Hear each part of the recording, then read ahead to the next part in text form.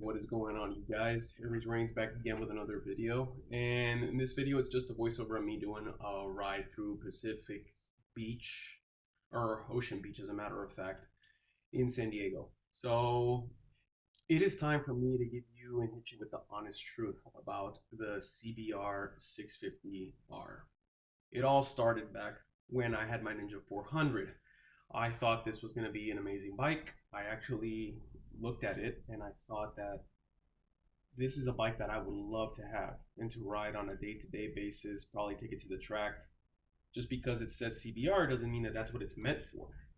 So, if as long as it doesn't have a double R, it's not meant for the track. Regardless, I bought the bike after my bike got stolen.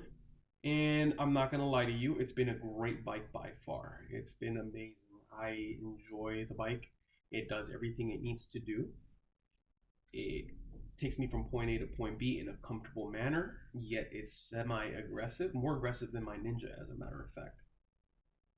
But we're gonna be honest with ourselves, the bike is no super sport. The bike is not what it's intended to do, which is go to the track. That is not the purpose of this bike. Can it do a track day? Yes, it can. It is known for doing track days as well. You're not going to be beating lap times or anything like that. It's not my goal. Of course, like I said, I don't plan on being a professional racer. I do this for recreation use only. But it has me feeling some type of way. It's missing, and I'm sorry to get all bougie on you, but it's missing that joie de vivre that some bikes have. Like my Ninja 400 had that allure that this bike doesn't have. Like something about it, just you look at it and it wowed people. They were like, even though it's a 400, people, to the layman person, they didn't even know what a 400 600 is. So they looked at it and they thought that is one hell of a nice bike, and they thought that it was going to be amazingly fast and everything. Don't get me wrong, for a 300 or 400 below, it is a really fast bike. This beats the R3, it beats the CBR 300. It does all that. So it was a great bike. It had that allure, that thing that drew people to it. I don't know if it was the color of the bike or whatnot, but it allured people to the bike itself. Fast forward, I get this bike and everything. It's a great bike. I was more attracted to the bike with red panels, but this bike, I bought it in black. I mean, I'm not going to pass out a good deal. If I see a good deal on a bike that costs more than what it should and it hasn't given me problems by far, well, that's sort of a lie, because it does give me problems in certain areas. But other than that, I mean, this bike is actually a really good bike. It's more potent than my Ninja 400. Top speed of 160 on this bike. For a 650 4-cylinder, this is pretty good for this bike. I highly recommend this bike to a person that just got off a 300 and looking to boost up their speed and their performance. This is a great bike for you, without sacrificing your back and also looking cool and looking aggressive. It doesn't have adjustable front forks. The rear is the only thing adjustable for preload, and that's pretty much the standard for it. Other than that, when I get on this bike, it's one of those like, yeah, this feels great. It feels amazing. It's a great bike. It's fast, it's powerful, it's nimble. I can actually lean it comfortably and confidently on its side when I'm taking a corner at a fast speed. And I don't have to get out of my position that I'm normally in. I normally ride in a traditional position rather than more aggressive and hang my body out. So with this bike, I don't have to hang my body out like I did with the Ninja 400. Considering that this bike is over 450 pounds, I'm surprised it handles the way it does. The center of gravity, everything on the bike is just perfect. And now that I add the Pirelli Diablo Rosso 3s on it, it grips even better. So I haven't been doing that much winter riding because it's the winter and I'm not trying to be a wuss about it, but there's some days where I want to take my car and I want to be in a warmer state. So therefore, the weather's been below 40 and below pretty much the entire time.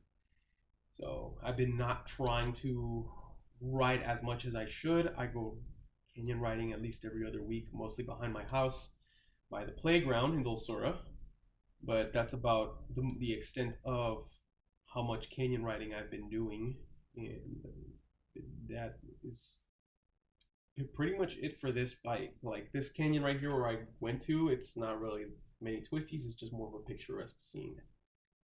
Weather's been kind of crappy, so I haven't been going out as much lately, but the honest truth about this bike is that if I'm gonna grade the bikes, I'm going to start off with my beater MT-03 that I had. That has a D plus on it. It was an atrocious bike. I hated the power on that thing. I mean, what do you expect? It's a 300. But the R3, which I rented, was actually decent. I give that a C plus. Um, Moving on to the Ninja 400, I'm gonna have to give that bike B plus for a grade. If that's actually a decent amount for that bike for the 400, it's a B plus. It means something that I'm excited to look forward to and ride on a day-to-day basis. And I rode the R6. I give that an A minus. The reason why it got an A minus is because it lacks tech, and I had a hard time finding neutral. It was really hard for me to find neutral. But other than that, the position on that bike hurt my back, but all of that faded away when you leaned it into a corner. It felt amazing. So I give it an A minus for the super sport category. And last but not least, this bike, the CBR650R. I give this bike a B minus, just because it's got that factor where it's not as appealing as it should be. Like Honda, it's true what the YouTube vloggers have said about Honda. When you think Honda, you think cars, lawnmowers. You don't think about motorcycles majority of the time. Back in 2009, yes, Honda was thought about cars and motorcycles because they had that punch to them. They had that Yamaha factor that Yamaha has now. I also test rode the Yamaha R7, and I give that one a B minus because of the lack of punch. It's got that allure. As soon as I get on it, I feel great. I like it, but the punch, it's not as punchy as this engine. It doesn't have that top speed as this engine. It corners better than this bike. It almost corners like the R6, but the fact that it's so underwhelmingly powerful, it's no point in ranking it high. There's no need. But other than that, this CBR, to be honest with you, for future stuff, I don't think I'm going to be doing any projects with the CBR 650R. It's probably just going to be my commuter bike. And I'm probably going to end up selling it probably when I retire from the military. I'll sell it and I'll get something more ergo for the streets, more like an MT-07, a Yamaha MT-07. And for a track bike, I will probably get like a ZX6R, like old one, and put just track fairings. That will be specifically only for the track. Because I've never ridden an MT-07, but if it has the punch, like the way the low revs and the low torque of the R7, then I think I'm going to be pretty happy with the ergos and the way it handles. Yeah. That being said, nothing's set in stone. I don't know exactly what bike I would get after this bike, but I know that I want another one.